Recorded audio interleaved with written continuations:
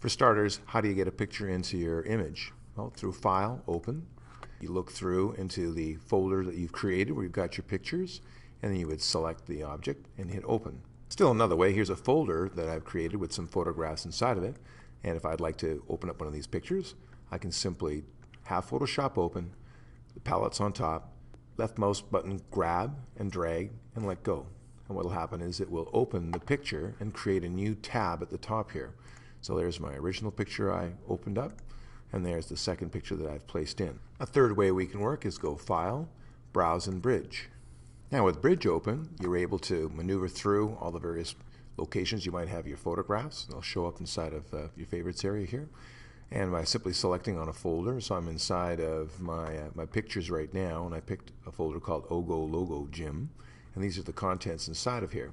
I can select any one of these, shows me the photograph, and it gives me a bunch of information here. And as you later on get better in Photoshop, some of this will become quite important. But what's more important, if I want to bring this into my Photoshop, I simply have to double-click on the image, and it will go back to Photoshop and bring it in. Now, if you just want to start a blank document, File, New. Now here you give an opportunity to be able to name it. Presets are quite handy, so if you're trying to create something that is simply 8.5 by 11 with a high resolution, 300 is printing resolution. Most of the images that you're going to get off the internet are going to be 72, which is not very good for printing. It'll be quite fuzzy. And color mode, RGB is the color mode most recommended to be used in Photoshop, and that's because all of the filters will work with that. But you can change at this point to CMYK, lab color, just straight black and white grayscale, or a bitmap. Right, but I'll keep mine in RGB.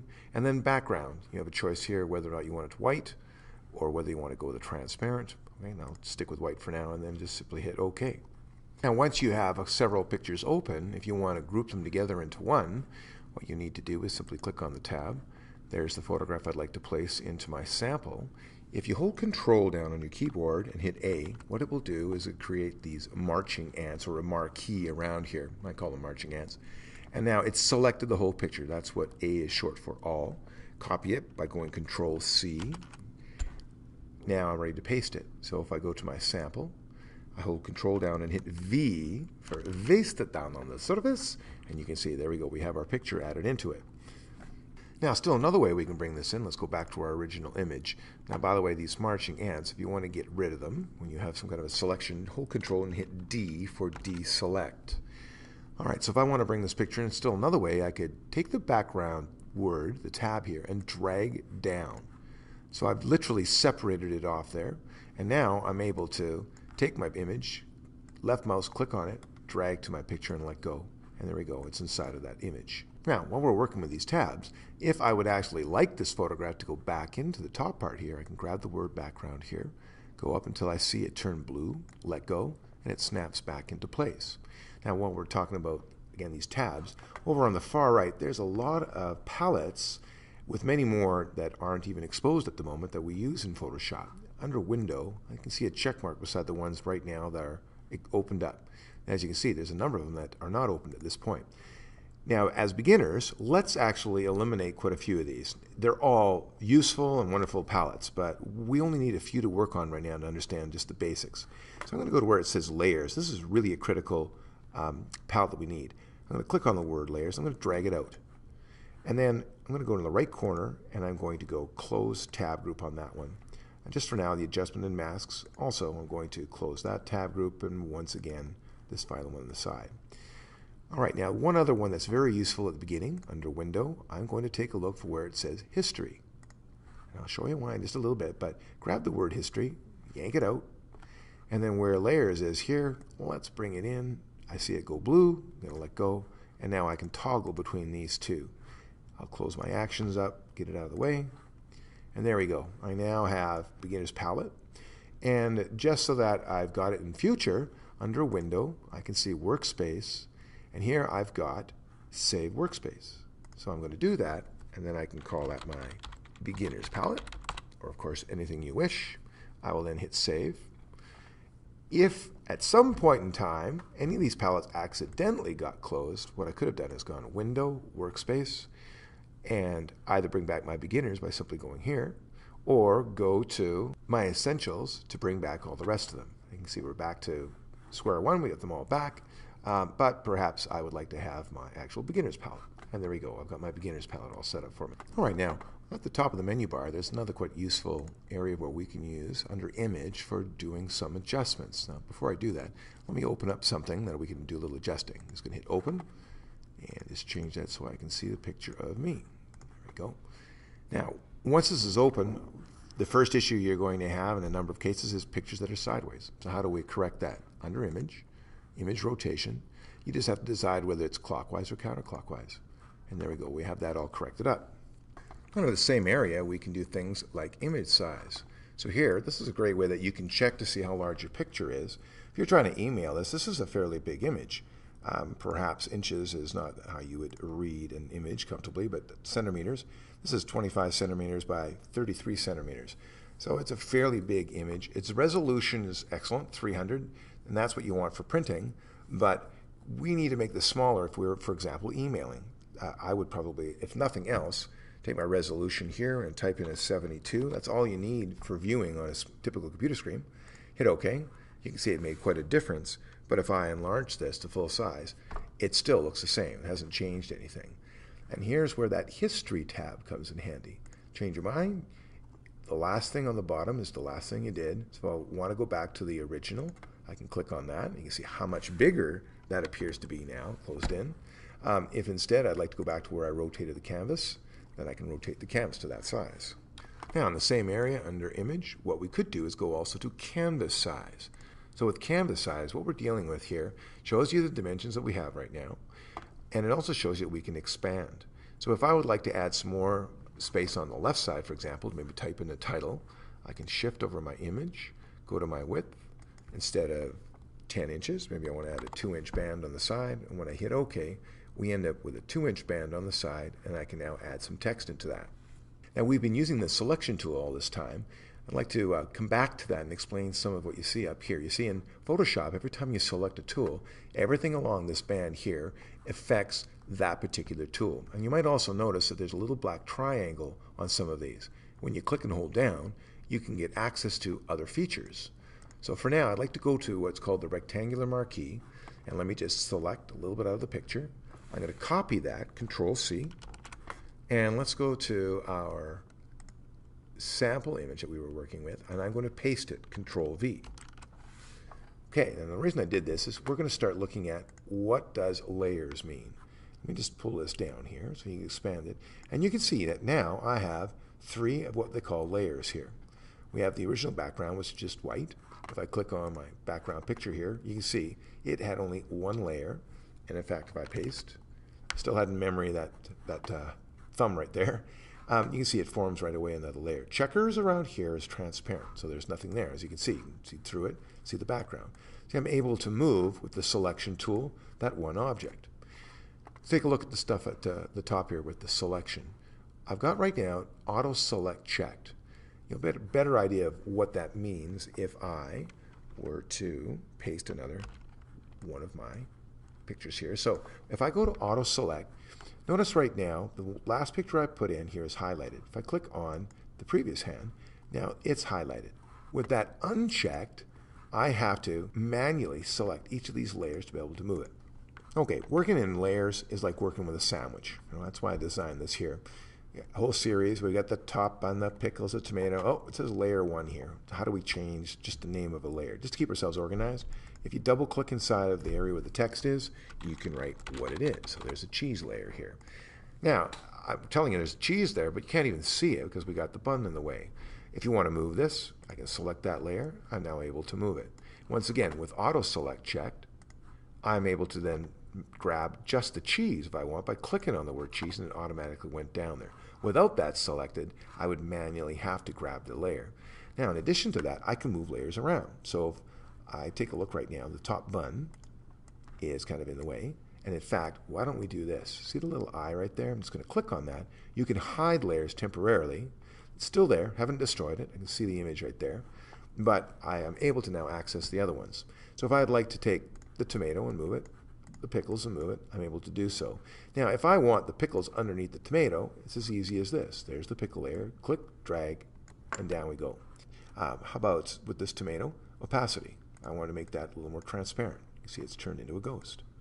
All right. There's a little button up in here. If I click on that, we could do things like duplicate a layer. We can delete layers this way. But this is kind of useful too. Under panel options, you might notice that in your Photoshop version, your pictures are much smaller. I'm actually on the medium setting right now. You probably by default are on this one. You can see the difference in the image. So for those of you that would like to be able to see this a little bit easier, if you simply click on here, go to your panel options, you can then maybe perhaps even use a larger one. I'm getting that way with my eyesight. I'm going to need perhaps some larger images to be able to see that. How about deleting layers? Well, it's this easy. Either I can drag it straight to the trash can, right? Or I can just hit delete on the keyboard. And that's the easiest way to do it. I could have, hopefully remember this, we could go to delete layer up there too. It's more steps. I'm lazy. I just picked a nice easy way of deleting it. Now what I'm going to do, I'm going to make this a little smaller. All right. How do we make objects a little bit smaller? Here's another shortcut. Holding Control, hitting T on my keyboard, I now have the transform tools. And if I go to the corner, I can now free transform this around. If I want to keep this in proportion, I'm just going to undo what I just finished doing. Control Z is undo. I'm going to hold Shift while I drag. And when I do that, you can see it stays proportionate. Once I've got it in the size that I would like, I can now hit Enter on my keyboard, and it'll keep that size. What I'm going to do now is just quickly make a few more duplicates of this. All right. Now, how did I manage to make that many that quick? Well, all I did is I held Alt down and I dragged. And as soon as you hold Alt and drag, it creates a duplicate layer for you. So here we have a whole bunch of hands that we've created. And let's say we want to do some lining up with these hands. Okay. In fact, let me just get rid of that last layer. So I've got 4 of these that I've worked on, and I want to start getting them to line up a little bit neater on here. How can I go about doing that? Well, what you can do is you can select the layers that you want to affect. It's this layer, and I'm just going to hold Control to select the other one. And now I have the option of being able to use some of these buttons. So if I would like them to line up at the top, I can click that. You can see this one just realigned itself. Now if I would like the bottom one to match the side of this one, what I can do is simply select the bottom image. I can take a look. I also want to affect this one. And once again, go over to the side. And there we go. We've now adjusted the side there. So you can use these features of the buttons to help align layers together. All right, back to our toolbar right now, and let's show you another tool here. So here we have the cropping tool. Let's just say that, as an example, I created this white background for you. And let's just say that I've got an image and I want to change its size or select just a particular part of it and make that the image. So all I would do is I would go to the corner, drag down. I can readjust this if I want to, just by dragging the end corners. And then when I'm happy, I just hit Enter on my keyboard, and I've created my new image. If you want to fill the screen quickly with the image you've got right now, if I hold Control and hit 0, that's 100%. So it's gone to 100% size. Now let's take a look at this second tool here called the marquee. Once again, anytime you select a tool, everything that affects it is up here. All right, now these are really important, understanding them, because they're the critical way of being able to select and cut out objects in Photoshop. So right now we are on what they call new selection.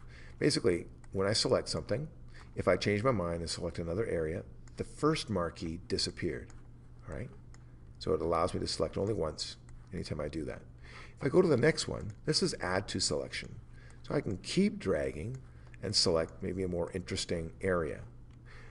The next one is take away. So if I decide I don't want that, or for whatever weird reason I don't want the knuckle right there, right, it'll take that away. Just to show you that it's doing that, I've got my marquee, my marching ant set up. It's on the hand right there. I can see the layer I'm on. I'm going to copy that, Control C.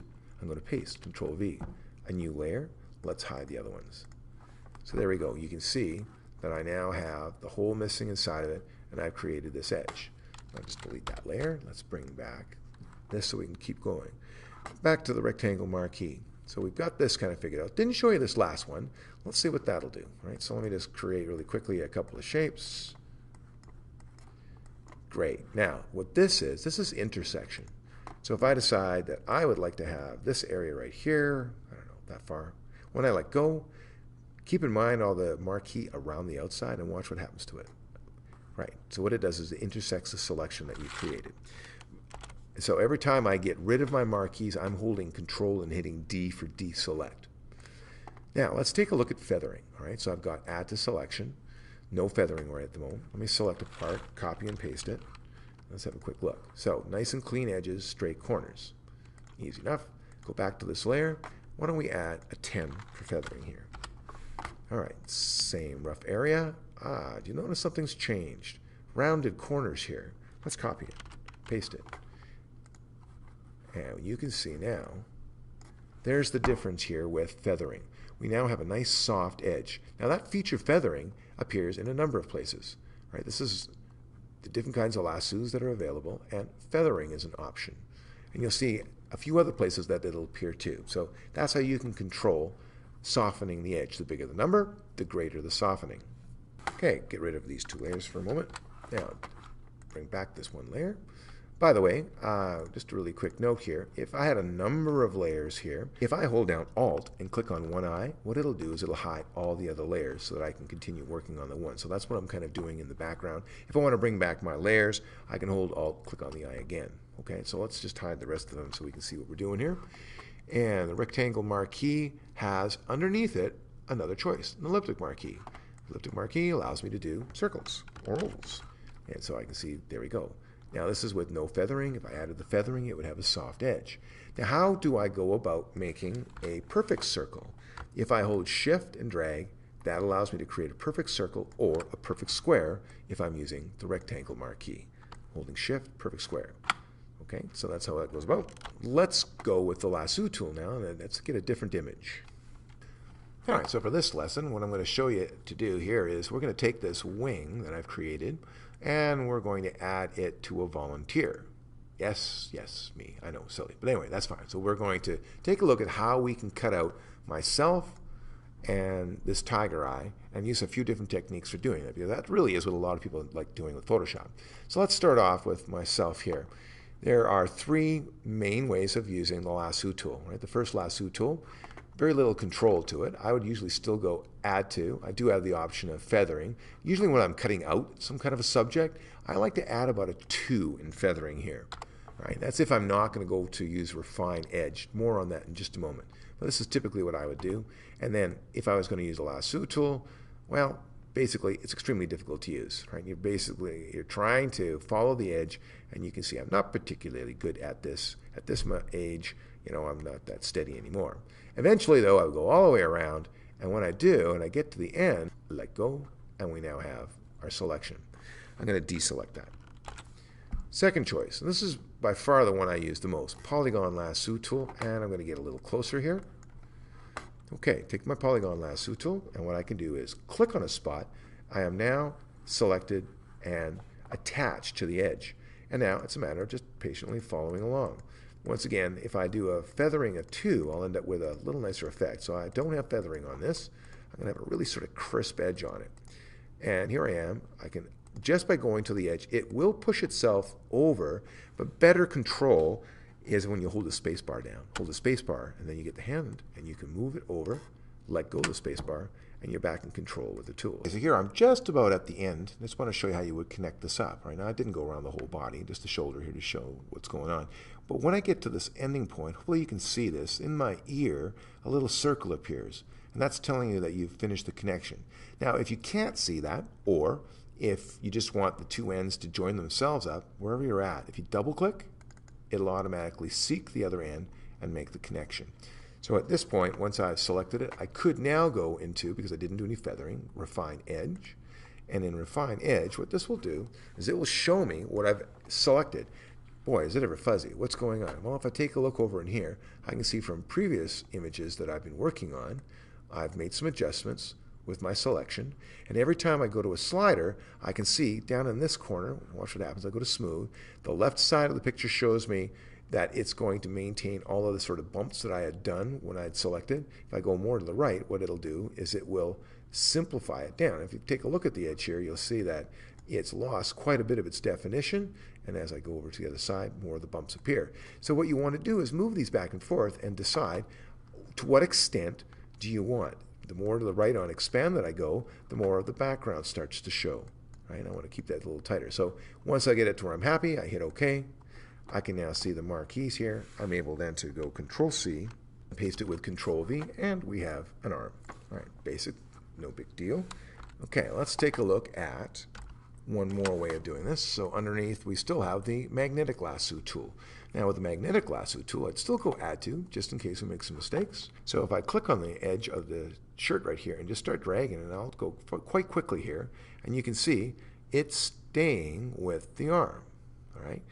When it hits an area where the tone, there we go, I lost my fingertip, the tone is so similar to the subject that you're trying to trace, it does get confused. So it has a limited place that it can be used. It has to be quite a defined edge. But even so, let me show you one last thing.